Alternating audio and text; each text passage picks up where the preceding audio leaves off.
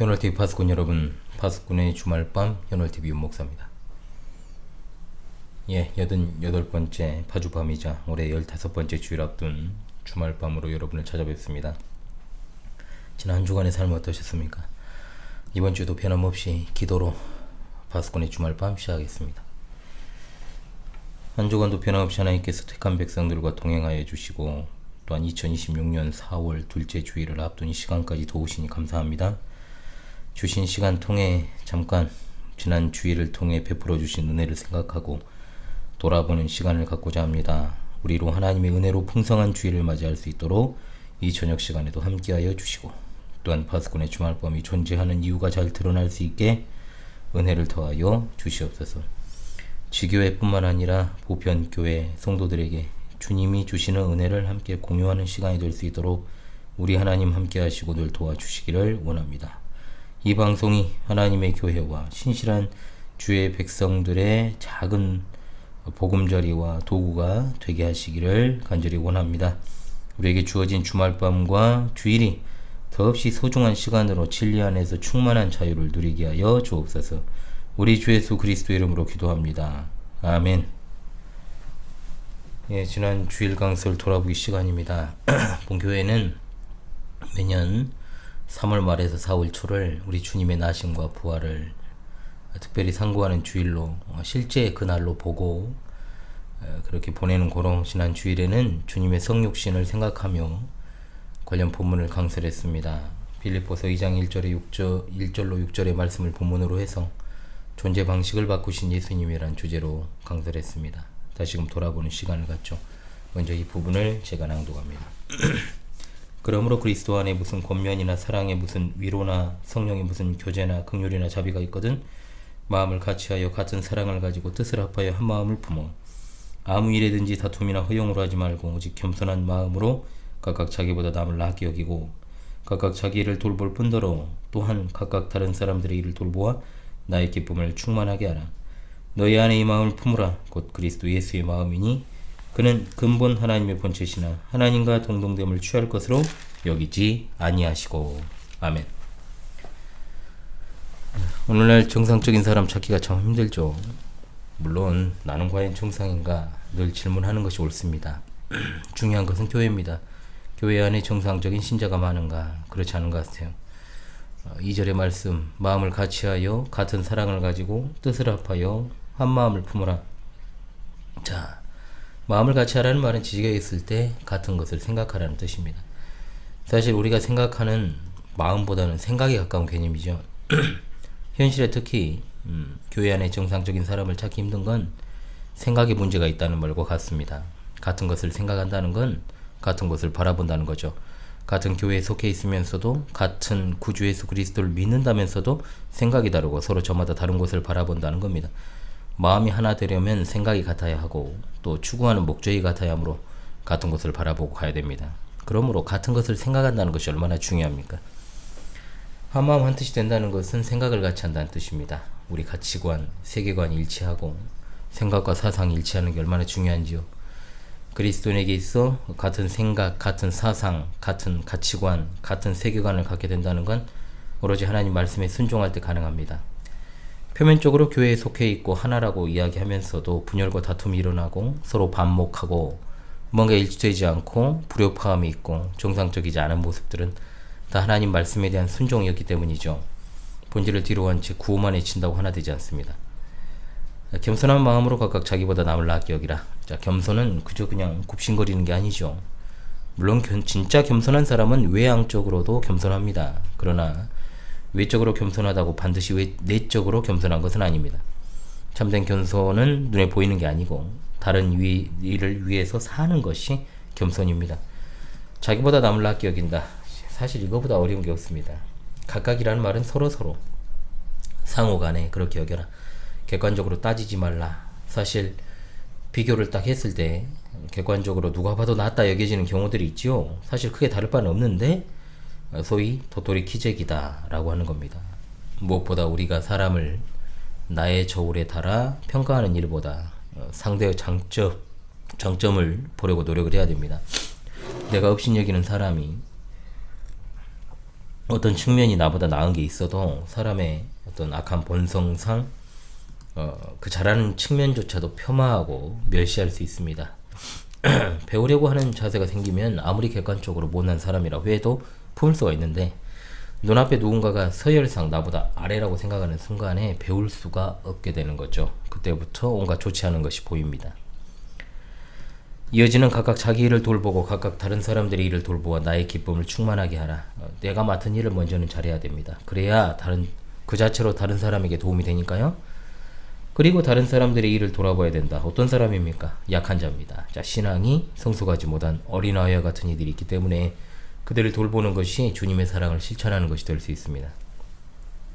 하나됨을 위한 완벽한 모델이 나오죠. 너희 안에 이 마음을 품으라. 곧 그리스도 예수의 마음이다. 빌립보 교회와 그리고 만대 교회에게 주신 하나님의 말씀은 그리스도 예수의 마음을 품으라. 교회뿐만 아니라 개인의 경건 생활에도 결정적 영향을 끼치죠. 어떤 문제를 앞에 두고 있을 때, 그것을 판단해야 할 때 그리스도의 마음을 품으면 극복하지 못할 일이 없다. 빌립보 교회 안에 있던 문제들, 오늘 현대 교회에 있는 문제들, 분열을 조장하는 다툼, 허용으로 인해 어려움을 겪을 때 최고의 답은 예수 그리스도의 마음을 품는 것이다. 같은 생각을 하고 같은 뜻을 품고 같은 목표를 향해 나아가려면 다름 아니라 예수 그리스도의 마음을 품어야 됩니다.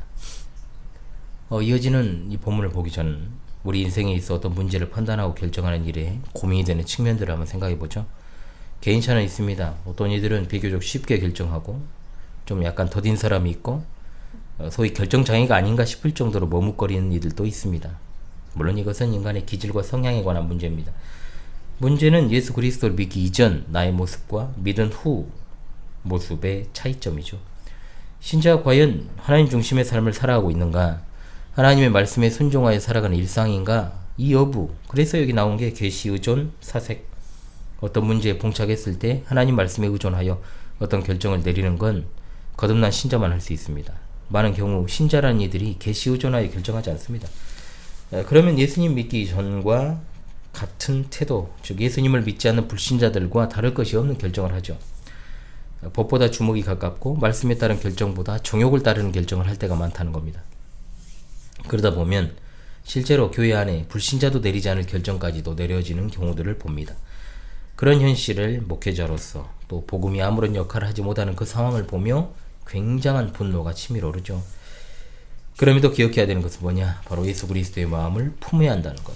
교회적으로 진정으로 하나 된 생각과 뜻으로 일치되기 위해서 필요한 건 그리스도의 마음을 품는 것입니다. 개인의 일상이든 공적인 교회에서든 예수 그리스도 안에서 진정한 해결책을 찾고 있는가를 생각해야죠. 그리스도 행하신 모든 의로운 사역을 생각하고 그것을 삶의 위로와 소망의 원천으로 삼고 그리스도께서 보여주신 그 모든 행적을 통해 문제에 대한 답을 찾는 것, 이것이 바로 진정 예수 그리스도를 따르는 이에게서 나타나는 변화다라고 할 수 있습니다. 결국 하나님 말씀에 창념하여 그 말씀을 적용하고 순종하는 거죠. 그래야만 6절로 8절에 이어지는 말씀을 제대로 볼 수가 있습니다. 그분은 근본 하나님의 본체시다. 원래 하나님의 형태로 계신 분이다. 원래 신분과 지위와 존재가 어떤 분이신가? 원래 하나님이시다라는 겁니다.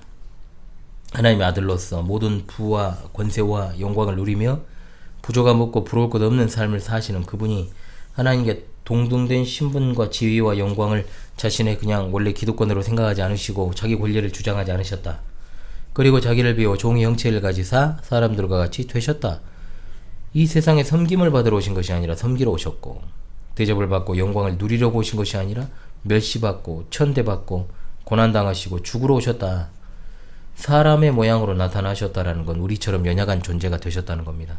우리와 모든 면에서 같지만 죄는 없으신 바로 그분이 자기를 낮추시고 죽기까지 복종하셨습니다.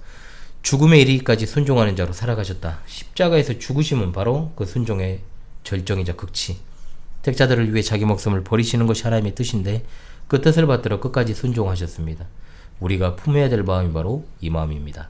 온 우주 만물을 통틀어 가장 존귀하고 영광스러운 분이 우리와 같이, 우리 중 하나와 같이 되셨다는 것, 그처럼 자기 자신을 낮추신 그 마음을 우리도 일상에서 품고 살아야 한다는 말입니다.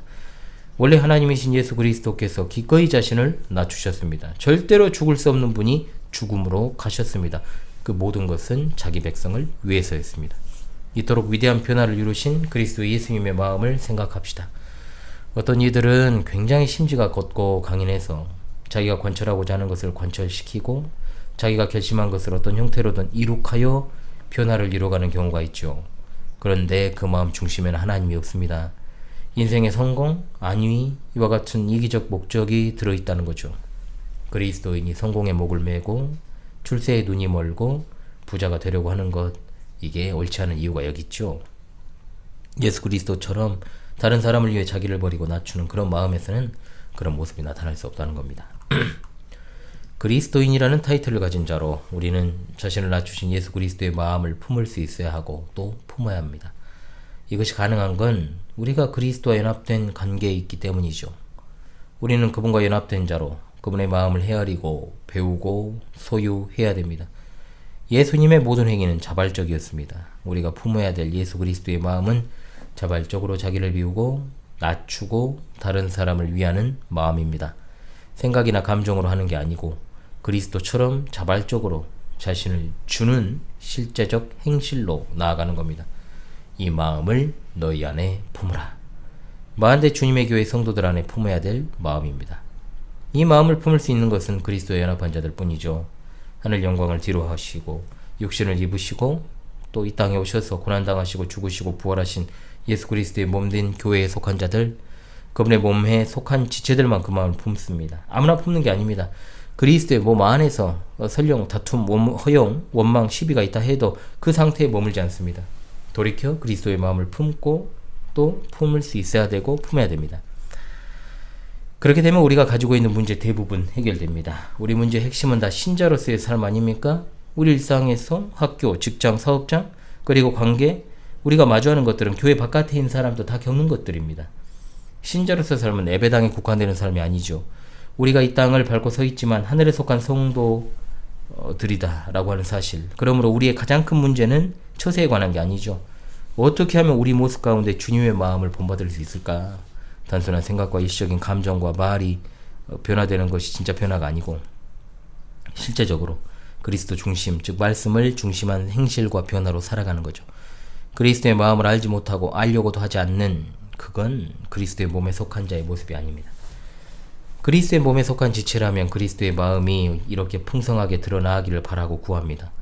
빌립보 교회는 건강한 교회입니다. 바울 사도는 그리스도 예수의 마음을 품으라는 이 권면을 기쁘게 받아들이고 그대로 행할 것임을 믿었습니다. 문제는 많았지만 참된 교회였던 고린도 교회 역시 마찬가지입니다. 그들도 그리스도 안에 있으므로 결국 회개할 것임을 믿었다는 거죠. 그리스도의 몸에 속해 있는 신자가 머리 되시는 그리스도의 말씀을 따르지 않는 게 오히려 더 불편하고 힘든 일이니까요. 지금까지 저도 한 사람의 그리스도인으로 살아오며 항상 교회 안에서 섞이지 않고 툭 튀어나온 모처럼 존재하는 이들이 결국 관계적인 문제에서 넘어진 일들을 보았습니다. 돌이켜보면 그리스도 안에서 같은 마음을 품으라는 그런 권면이 말씀이 얼마나 그들에게 말이 안 되는 일이었는가. 결국 교회를 떠난 이들의 대부분은 관계 문제로 떠납니다. 그들이 그 어려움이 닥쳤을 때 끝내 그것을 해결하지 못한 채 습관을 쫓아서 교회 문턱을 와리가리 하다가 그러잖아요. 교회를 계속 막 옮겨다니는 사람들 있잖아요. 어떤 진리 문제가 아니라 그냥 득이 되면 좀 있다가 한 2년 있다가 또 나가버리고 또 거기 한 2년 있다가 또 나가버리고 마치 진짜 이게 제가 그랬잖아요. 영적 역마살 낀 사람들이 있다고. 실제로 자아가 득세하는 사람은 100% 관계에서 문제가 발생합니다. 사고 자체가 자기중심적이고 굉장히 이기적이니까 허영은 덤으로 따라오죠. 자기 방어에 노력을 기울이니까 다투는 일이 많고 상대방이 선의로 하는 말, 행동에 대해서도 곡해하고 적극적 어떤 적대적 태도를 보이고 자기 부인이라는 것이 내재되어 있지 않으므로 이런 사람들은 누군가 다툼이 일어나면 절대 자기에게서 문제를 찾지 않습니다. 자기를 돌아보지 않아요. 인내가 얼마나 중요합니까? 적절한 시기는 반드시 오는데 그러나 대부분 그 시기를 기다리지 못합니다. 그리고 뛰쳐나가죠. 그리스도 예수의 마음을 품고 하나가 된다는 게 어느 시점에서는 아무런 효력을 발휘하지 못하는 그런 죽은 말씀이 됩니다. 얼마나 참담합니까? 파수꾼의 임무는 외적의 침입에도 대비를 잘해야 되지만 성 내부에 있는 문제들에 대해 즉각 조치하는 게 중요하고 최선은 뭐냐? 사전에 그런 일이 일어날 환경을 조성하지 않는 것. 바퀴벌레가 창궐할 수 있는 환경을 만들어 놓고 바퀴벌레만 그냥 한 마리씩 잡는 것이 무슨 의미가 있습니까? 마찬가지입니다. 교회는 자기를 부인하는 자들의 모임입니다. 따라서 자아의 어떤 중심성이 드러날 수 있는 일을 사전에 차단하는 것이 얼마나 중요한지요. 주님의 소유된 교회에 누구도 특별한 사람 없습니다. 우월감도 열등감도 가질 필요가 없다는 거죠. 우리 시선은 그리스도만을 향해야 됩니다. 같은 곳을 보며 같이 가야 됩니다. 언제나 문제는 자기한테 시선이 쏠리면 발생합니다. 그리스도께서 행하신 일을 보고 그리스도께서 보여주신 마음을 생각하고 그리고 그 마음을 품고 예수 그리스도 앞에서 우월감이 어디 있습니까? 열등감이 어디 있습니까? 지금도 우리는 주님 앞에 서 있지만 결국 모두가 주님 앞에 서게 되는 날이 옵니다. 우리가 주님의 순전한 양으로 조금 부족함은 있을지라도 서로가 끌어주고 당겨주고 한 마음을 품고 서로 간에 더 나았게 여기고 배우고 권면하고 낮아진 자리에서 상대를 섬기고 살아가는 이들이 되기를 원합니다. 그럴 때 절대 교회에 다툼과 허용으로 인한 분열의 문제가 생기지는 않습니다. 혹 그런 책동이 있을지라도 문제가 커지지 않습니다. 그대로 소멸합니다. 주님의 몸된 교회에 속한 각자가 그리스도 예수님의 마음을 품고 교회가 그리스도 예수님의 마음을 품어 살아갈 줄로 믿습니다. 너희 안에 이 마음을 품으라 곧 그리스도 예수의 마음이니. 빌립보서 2장 5절 말씀. 아멘. 6절의 말씀을 통해 주시는 교훈을 받고 마무리하죠. 첫째로 육신을 입고 이 땅에 오신 예수 그리스도께서 원래 어떤 분이신가 반드시 기억하고 넘어갑시다. 근본 하나님의 본체시다. 그리스도께서 원래 하나님의 형태셨다. 원래 그렇게 계셨다. 본래적 신분, 지위, 존재 세상에 오시기 전에 어떤 모습으로 계셨는가? 그분은 하나님의 아들이신데 원래 사람이 아니라 하나님께 속하였다. 예수 그리스도께서 하나님의 아들이시라는 지식을 가진 그리스도인에게 있어서는 이 진술은 당연하죠. 그러나 여기서 우리는 바울 사도가 우리가 동일한 몸을 입고 팔레스타인 땅에서 한 여인의 아들로 태어나 자라신 예수 그리스도를 염두에 두고 있다는 것. 이는 하나님께서 은혜의 선물을 주시지 않으면 절대로 이해 불가한 내용이잖아요. 지금도 교회 바깥 불신자들과 그리고 교회의 탈만 쓴 자유주의자들은 예수님이 원래 하나님이시라는 이 내용을 받아들이지 못하고 이해하지 못합니다.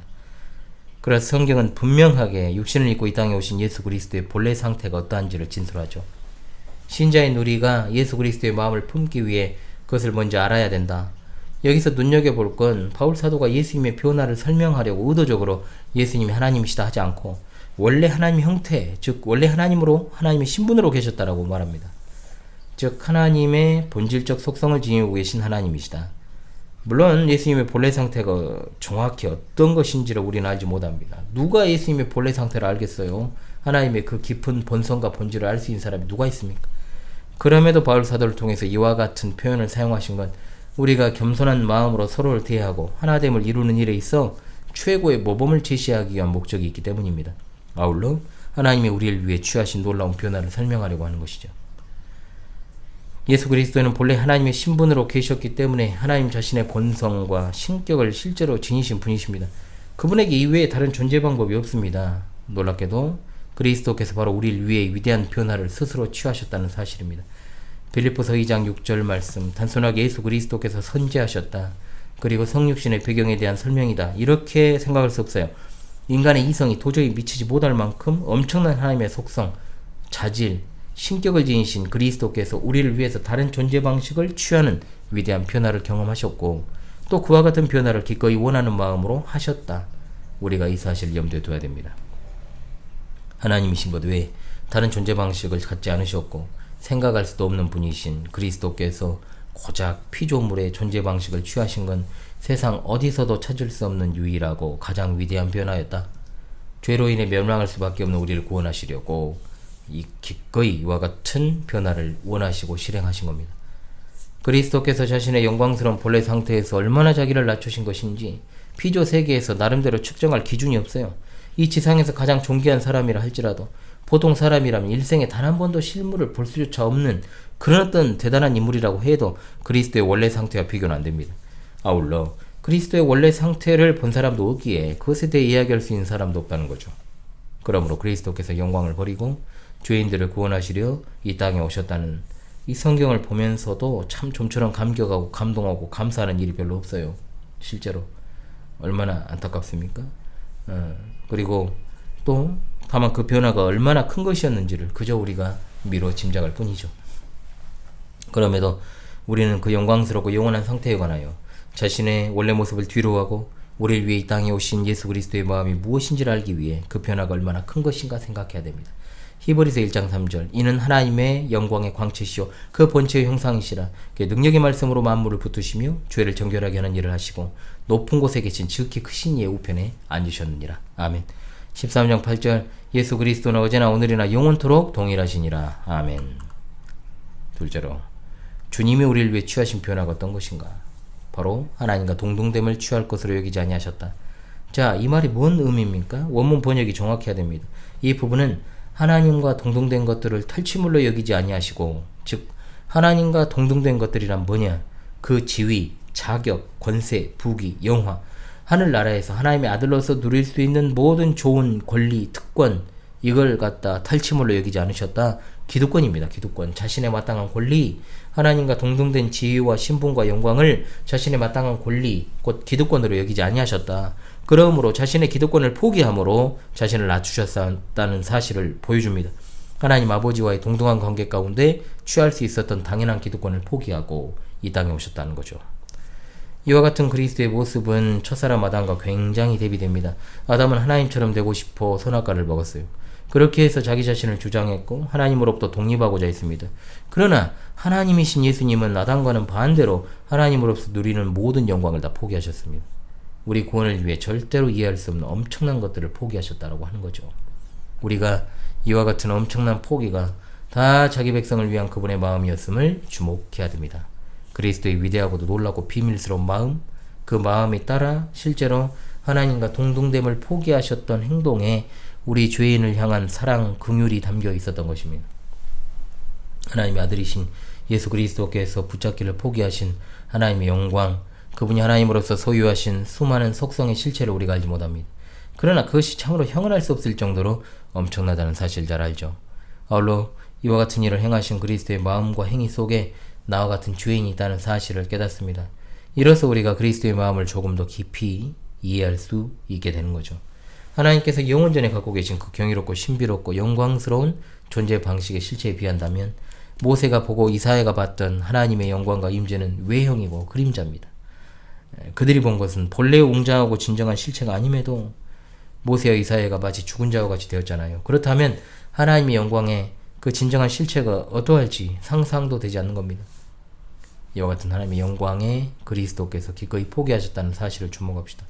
이 모든 것을 우리가 헤아릴 수 없으나 하나님의 아들은 실제로 행하셨다. 자기를 비우고 한없이 낮춰서 자신을 부인하는 길로 몸소 가셨습니다. 이것이 바로 예수 그리스도의 마음입니다. 죄인인 우리를 위해 스스럼 없이 그렇게 행하신 주님의 마음을 생각할 때 놀라지 않을 수 없죠. 교회 안에 다툼과 허영이 있고 서로를 상하게 하고 하나됨을 깨는 우리에게 이런 주님의 마음을 품으라 하십니다.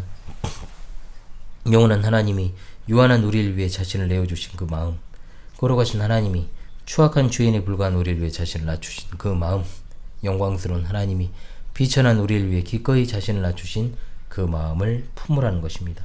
거룩하고 영원한 하나님이 비천한 죄인이 우리를 위해 낮추셨는데 흠도 많고 점도 많은 우리가 겸손한 마음으로 나를 낮추고 다른 사람을 나보다 낮게 여기지 못할 이유가 어디 있습니까? 우리가 우리 자신을 낮추지 못할 이유가 없죠. 바울 사도가 우리에게 그리스도의 마음을 품으라고 명령한 것도 다 이런 이유입니다. 걸어가시고 영광스러운 하나님이 우리를 위해 기꺼이 자기를 낮춰주신 것을 떠올리면 우리가 겸손한 마음으로 다른 사람을 나보다 낮게 여기지 못할 이유가 없습니다. 이 마음을 품는 것이 어렵다면 또는 품는 생각이 들지 않는다면 당연히 그리스도께서 나를 위해 어떻게 행하셨는지를 생각해야 됩니다. 그분이 포기하신 것이 무엇인지를. 사람의 전성기가 길지 않아요. 스포츠 스타도 그렇고 연예인도 마찬가지고 소위 인플루언서라고 하는 사람들, 유명세 타고 있는 사람들 순식간에 올라갑니다. 특히나 세상이 보기에 우리같이 특별할 것이 없는 사람들은 어떠합니까? 일반인의 전성기라 해봐야 자기가 가진 직위나 지위 또 사람들의 인정을 받는 그 잠깐의 순간에 불과해요. 대형교회 목회자를 보십시오. 한참 목회할 때 정말로 누구 하나 쉽게 건들지 못할 정도로 강력한 언터처블 아닙니까? 그런데 그것도 잠깐이다. 은퇴 시점이 다가오면 그냥 뒷방 할아버지잖아요. 아름답게 마무리하면 좋은데 대부분이 하나님 앞에서 그 정말 아무짝에도 쓸모없는 노욕을 못 버리고 아름답지 못하게 퇴장하는 이들, 퇴장하고 나서도 문제가 되고 대통령을 불러다가 예배 시간에 축사시키는 인간들처럼 그렇게 더럽게 늙어서는 안 되는 거죠. 우리 주님은 육신을 입으시고 그분에게 없던 전혀 다른 존재 속으로 들어오셨습니다. 그분 입장에서 너무나도 천한 존재 방식이었어요. 자기의 영광스러움을 다 뒤로 한 채 우리와 같은 종의 형체를 취해 살아가기 원하신 것입니다. 우리가 그리스도의 몸인 교회 안에서 그리스도의 마음을 품지 못하면 삶의 여러 영역에서도 더더욱 그렇게 하지 못할 것입니다. 우리가 그리스도께서 자신을 낮추신 사건을 정서적 측면에서만 공감해서는 안 되고 그리스도와 같이 실제적 행동으로 존재 방식의 변화로 나아가야 될 줄로 믿습니다. 그분의 마음을 본받아 다른 지체를 위해 나의 특권과 권리를 기꺼이 포기해야 됩니다. 이로써 하나됨을 지키는 자로 서야 하는 거죠. 주님의 마음을 품어 서로를 대하며 섬길 때 우리가 그리스도와 연합한 자의 복을 더욱 깊이 경험하게 될 것입니다. 하나님은 교회 안에서 서로 교회됨을 경험하도록 우리를 부르시고 이 말씀을 함께 주셨습니다. 주님은 그분의 마음을 우리도 함께 품고 교회를 세워가기를 원하십니다. 주님의 말씀을 따라 우리가 그렇게 그리스도의 마음을 품어 살아갈 수 있기를 원합니다. 아멘. 오요리해설 간단하게 돌아보겠습니다. 5조의 진수를 이제 공부했는데요. 2조에서부터 4조까지 진수를 종합한 게 5조입니다. 그래서 진리의 고백으로서의 성경을 통해 도출되는 교리의 성격을 서술합니다. 자, 그래서 성경 계시의 최종적 성격에 대해서만 간단하게 지난주에 살폈습니다. 오해할 게 많아가지고 칼빈의 기독교강의 제1권 5장 1에서 10항에 걸쳐 하나님이 창조 사역에서 자기를 계시하신 그 사건을 서술합니다. 즉 인간에게 궁극적인 복의 목적이 뭐냐? 하나님을 아는 건데 하나님을 어떠한 사람도 이런 행복에 이르는 데서 제외지지 않도록 하시기 위해 인간의 마음속에 종교의 씨앗을 심어주셨고 자기를 계시하셨고 우주의 전 창조 속에 매일 자신을 나타내셨다. 그 결과로 인간은 눈을 뜨기만 하면 하나님을 볼 수 있도록 되어 있다고 했습니다. 또한 하나님께서 모든 창조물 위에 영광의 명백한 표적을 새겨놓으셨고 너무나 뚜렷하고 분명하니 아무리 무식하고 어리석은 사람이라고 해도 무지를 구실로 삼을 수 없다고 했습니다. 즉 자연이든 인간의 이성에 심겨진 종교의 씨앗이든 하나님이 창조 사역을 통해 심어둔 그 피조물에게 심어둔 모든 계시를 우리가 일반 계시 또는 자연 계시라고 하죠. 그런 자연 계시에서 인간의 종교심도 비롯된다라고 하는 겁니다. 문제는 자연을 섬겨버리는 거죠. 즉 11항에서 15항에 걸쳐가지고 자 1권 5장 자연 계시 가운데서 알 수 있는 하나님의 증거들이 결과적으로 유익을 주지 못한다.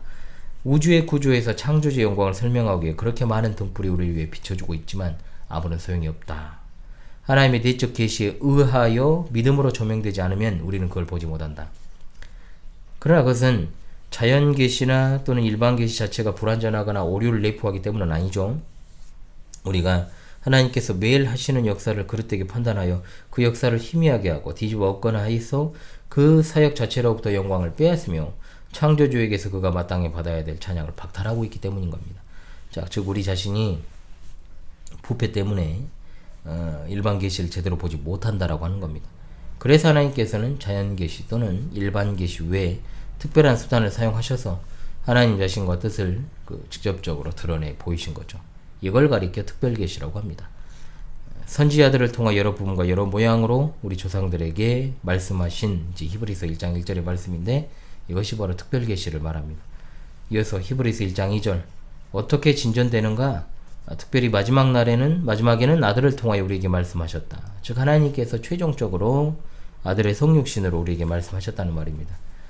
성육신이 바로 우리에게 특별하고 최종적인 계시인 거죠. 이처럼 예수 그리스도의 성육신으로 향하던 하나님의 특별 계시가 최종적으로 예수 그리스도의 성육신에서 종결됩니다. 구약의 경우와 마찬가지로 이 특별 계시는 기록으로 보존되어 신자들에게 계속 전수되었고 특히 신약은 예수 그리스도의 제자들을 통해 증거되며 기록되게 하셨다고 하는 사실. 그런 점에서 이제 최종적인 하나님의 계시는 신구약 성경으로만 전수되고 있는 것입니다. 자, 이제 지난 한 주간 돌아보며 마무리할게요. 특별한 일은 없었죠, 여러분. 지난 한 주간도 똑같습니다. 늘 그렇지만 원래는 화요일 4월 7일이 봄 노회가 있었어요. 제가 속한 노회가 있었는데 화순에서 했는데 이번에는 진짜 고민을 했어요. 갈까 말까 고민했는데 안 갔습니다. 안 갔고 뭐 아는 사람도 없고 뭐 있다고 하더라도 뭐 말동말 사람도 애매하고 좀 그러다가 한두 명만 있어도 갈 텐데 그냥 안 가고 아내 만나러 담양 갔다 왔습니다. 아시다시피 날짜를 보니까 딱 1년 전에 2025년 4월 8일에 식사하고 아내는 다시 일하러 갔고 저는 근무지 근처 써놨죠. 제가 담양 오래천 벚꽃 영상을 찍었는데 딱 하루 모자란 1년 만이더라고요. 의도한 건 아니에요. 근데 딱 그 시점이니까 어차피 벚꽃이 좀만 더 늦었으면 이제 벚꽃 아예 다 져버렸을 텐데 거의 막바지 벚꽃 엔딩이었는데요. 때마침 바람도 많이 불어 꽃비를 맞으며 그렇게 촬영도 하고 다음날 영상도 바로 올렸습니다. 음악도 넣지 않고 이제는 음악 안 넣으려고요. 음악 넣었더니 무슨 저작권 시비를 걸고 막 그래요. 과거 이제 클래식 그리고 돈 주고 지금 제가 편집 프로그램 쓰고 있는데도 왜 그렇게 시비를 거는지 모르겠어요. 조회수가 많아지니까 이상한 걸 가지고 또 시비를 걸더라고요. 근데 쇼츠 외에는 100회도 안 나오는 조회수 가지고 왜 이렇게 나를 괴롭게 하는지. 예.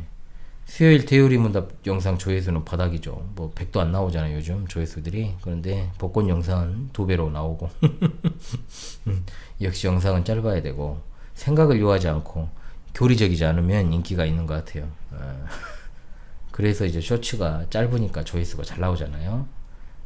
그거는 이제 CPR로 제가 한 거고 이 채널 살리려고 제가 한 거고 그것이 현실이니까 그래도 어떻게든 전하고자 쇼츠를 매일 하나씩 올리고 있습니다. 그것도 제게는 일이죠. 분명한 일이고 여러분 일주일이면 쇼츠만 해가지고 7개를 올리고 그리고 그냥 기본 영상 6개를 올리니까 제가 일주일에 올린 영상은 13개씩 올리고 있어요. 그리고 뭐 추가적으로 올리면 이번 주 같은 경우 14개가 되겠죠. 이제 복권 영상까지 올렸으니까 시간이 어떻게 흐르는지 모르겠어요. 진짜 1년이 어떻게 갔는지 참 정신이 없고 제가 1년 전에 했던 영상을 보니까는 그때 했던 말이 있거든요. 새 가족을 보내주길 원한다고 해놨더라고요. 그런데 하나님이 또 그것을 들으셨어요. 그래가지고 또 예비하신 가족을 또 보내주신 그런 역사가 또 1년 동안에 있었고 수요일에는 저도 컨디션이 좀 별로였어요.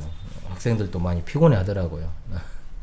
그래서 반장부터 피곤해가지고 막 그러니까 또 반장 짝꿍도 피곤해하고 그러다 보니 좀 약간 처지고 그랬어도 그래도 힘내서 하려고 하는 학생들이 기특하고 하다 보니까 또 9시 넘기고 너무 늦지만 않으면 시간을 좀 의식을 안 해야 되겠다 이 생각을 해요. 시간에 쫓기니까 더 그런 것 같더라고. 4교시 말미에 갑자기 또 목이 막혀갖고 말이 안 나와요. 학생들 앞에서 좀 곤란하더라고요. 근데 수업을 거의 다 한 상태여서 수업을 못하거나 하진 않았어요. 수요일 일을 보고 또 자정 넘어 쇼츠 영상 찍고 집에 들어오니까 자정이 훌쩍 넘은 시간인데 집에 가니까 안방문이 열리고 시진이가 나와요. 그때부터 안 자더라고요. 그래가지고 안 되겠다 싶어가지고 책을 들고 취침등에 의지해서 스탠드 조명에 의지해가지고 이제 책을 보는데 안 자고 계속 옆에서 노래 부르고 떠들고 하더라고요. 1시가 훌쩍 넘어서도 이제 안 자요. 그러니까 안 되겠다 싶어서 저도 이제 잠깐 눕고 그러니까 저도 잠들어 버렸고 아침에 잘 못 일어나더라고 시진이가. 계속 엎어져 있고 그래서 초저녁에 잠을 잤다고 하더라고요. 그래서 확실히 언니보다 체력이 좋아서 잠을 좀 잤다 싶으면 밤에 잠을 안 자려고 하고 막 활동적인 측면이 있습니다. 그 시간까지 아빠 기다렸다라고 생각을 하니까 좀 짠하기도 하고 또 귀엽고 사랑스러웠지만 아침에는 또 이렇게 코를 박고 이렇게 또 못 일어나서 비도 오고 해가지고 언니는 엄마 편으로 출근 편에 보내고 저도 이제 업어서 등원을 시켰죠. 한없이 어린 아가들이에요. 다음 주에는 이제 제가 성도들 복지 차원에서 교회 산하기관으로 운영하는 수일관광 주최로 해서 임자도 튤립 축제가 지금 이제 시작이 되는데 좀 가려고 하는데 시은이 시진이 둘 다 데려가면 좋은데 엄마도 갈 수가 없고 평일이라 특별하게 이제 시간 내기 어려운 게 그 다음 주가 또 가족 여행이라서 좀 연차 내기가 어렵습니다. 그래서 봐줄 사람도 마땅치가 않고 해서 이번에는 시진이를 데려가기로 했습니다. 임자도 튤립 축제는 뭐 영상이 있을 거예요. 시은이 4개월 때 2022년 4월에 유모차에다가 앉혀가지고 그렇게 갔었던 기억. 이번이 이제 4년 만인데 그때 진짜 아예 아기였죠 그때는.